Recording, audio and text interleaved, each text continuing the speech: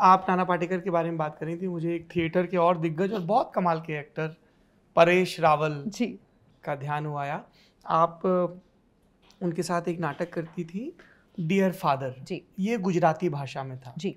इसके बारे में बताइए। तो ये ओरिजिनली एक मराठी नाटक था जिसका नाम था काटकोण त्रिकोण। काटकोण त्रिकोण यानी कि राइट एंगल ट्रायंगल। ओके। इसमें मोहन आगाशे जी ने काम किया है। दी मोहन आगाशे। जी, दी मोहन आगाशे। सो मोहन आगाशे इसमें 2 रोल्स करते थे। उसी का ये अडेप्टेशन है गुजराती में, जिसको मैंने किया था परेश रावल के साथ। Again very very interesting personality, very different from what he looks on screen. तो मेरा और परेश जी का ना शुरुआती रिलेशनशिप बहुत ही इंटरेस्टिंग था, क्योंकि अगेन ये उनका बड़प्पन है कि उन्होंने हमें बहुत कंफर्ट दे रखा था। हम उनसे बात कर सकते थे, हम उनसे बहस कर सकते थे, हम उनसे आर्ग्यू कर सकते थे। He was open to all sorts of conversations. और क्योंकि ये नाटक पहले मराठी में हुआ था और मराठी सेंसिबिलिटी को between the two of us मैं ज़्यादा जानती हूँ, ऐसा उनका ही कहना था।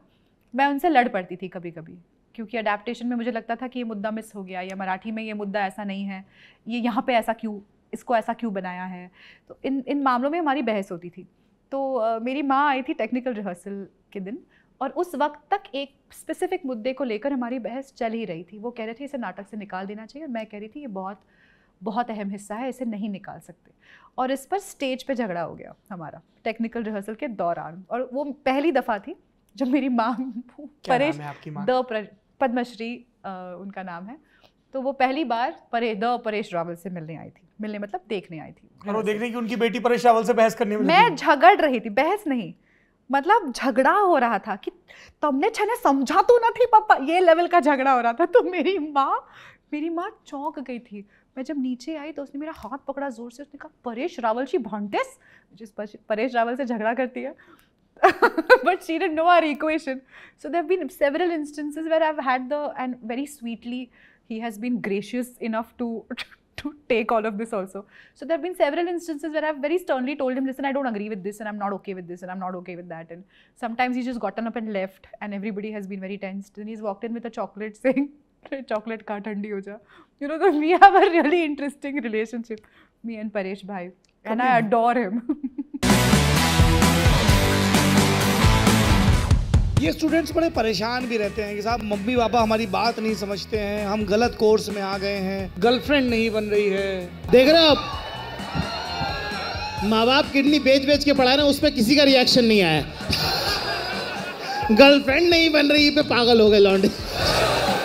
कि इज्जत के मेरे रेट लगाना सही कौन सा था गेट बताना सही। और भाई तो ओयो में रिसेप्शनिस्ट है, तुझे मेरी कसम है मेरी बंदी यहाँ दिखी थी क्या, बताना सही। प्रहलाद भैया जिंदाबाद, जिंदाबाद। क्या आप लोग चाहते हैं कि फैजल मलिक आपको अमिताभ बच्चन का किस्सा सुनाए? क्या इधर की जनता चाहती किस्सा सुनाए? क्या इधर की जनता चाहती है किस्सा सुनाए? क्या आगे बैठी जनता चाहती किस्सा सुनाए? क्या सब लोग चाहते हैं कि किस्सा सुनाए? अब इतने शानदार मेहमान होंगे तो माहौल तो जोरदार होगा ही।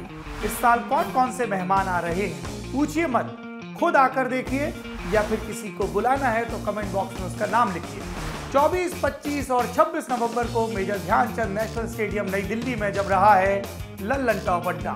फ्री में रजिस्ट्रेशन करें वेबसाइट या ऐप पर दिए बैनर पर क्लिक करके।